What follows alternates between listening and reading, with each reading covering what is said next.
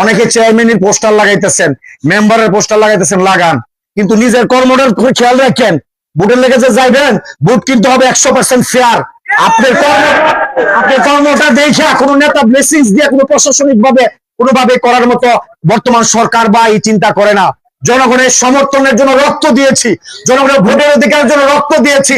আগামী দিনে ভৈরবপুর অঞ্চলের জনগণের ভোটের মাধ্যমে বাকি জনপ্রতিনিধিগুলো নির্বাচিত হবে। যারা সেই জায়গায় যেতে চান, চরিত্র ভালো করেন, আচার আচরণ ভালো করেন, কথা ভালো করেন, আচার ব্যবহার ভালো করেন, না হলে ইলেকশনের দিন প্রশ্নের সম্মুখীন হবেন, লজ্জা পাবেন, জামানত কিন্তু থাকবে না।